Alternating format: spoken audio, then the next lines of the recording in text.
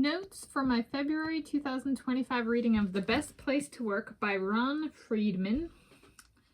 Today is Tuesday, 18 February 2025. I'm Tanis Coralee Leonhardi, she, her, hers, it's yet. I'm going to talk through my book and reading notes for my February 2025 reading of a book on fostering workplace culture for success, The Best Place to Work, The Art and Science of Creating an Extraordinary Workplace by Ron Friedman, December 2014, First Perigee edition, hardcover, ISBN in the video description.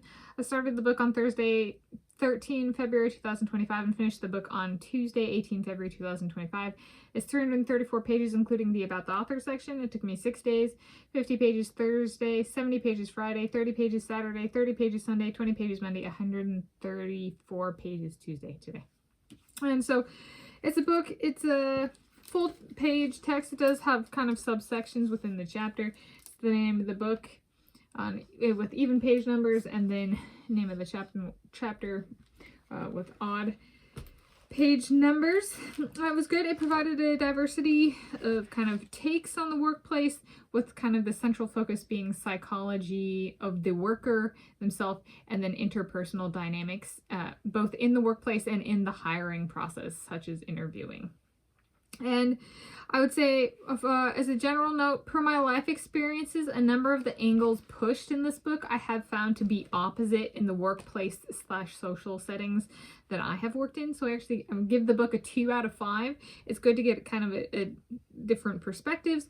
However, per my own experience, some of the things where he's like, do this, not that, I'm like, that will get you fired in my background.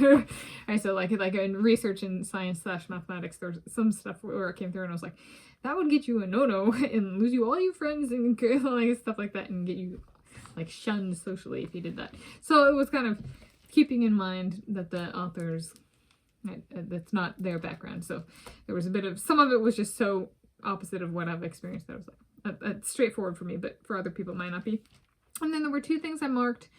Page 162, they kind of give performance reviews, harsh take, and kind of push for an emphasis of immediate feedback. And I would say, personally, I thrive under settings of both immediate feedback and in-person performance reviews.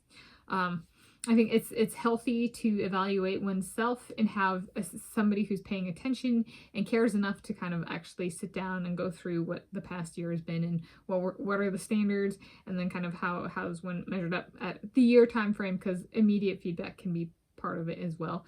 So personally, I value more than one time frame. So all of the people I've talked about hiring, being your advisor or your employee or your supervisor, or whatever, Sarah, Anna/Anya, Faith, Jinsel, let's throw Victor Ambrose in there, Kevin Hart, and so Faith Kipyagan, Jinsel Kim, and Josh Kerr. And so you know, there's performance evaluations on multiple time frames so that I am tuned into you and paying attention, and that is communicated for me, the supervisor. And then the second one, page 211, it talks about somebody who pushes work-life balance in the company, but then only rewards people who do like the 24/7 kind of work thing. And so kind of like there's a contradiction there, right? Pushing for work-life balance and then awarding something that has no work-life balance is not the same thing. So I was like, all right, Sarah, Anna/Anya, Faith, Jinsel, Kevin, Josh, and Victor Ambrose, my expectation, work-life balance. So I was like, what's the key here for you guys and me? My expectation is the same for each of you as it is for me in regards to work-life balance. My expectation is for us to know the language of the country in which we live by the end of our degree/contract, so we can go and pick up a local newspaper and buy it and read it if we want to. So language proficiency for me, for us, for you, if you're watching, is one of something that I'm should it come to be focusing on for expectations for each of us, including myself, for work-life balance. So there we go. There's notes from my February 2025 reading of The Best Place to Work by Ron Friedman.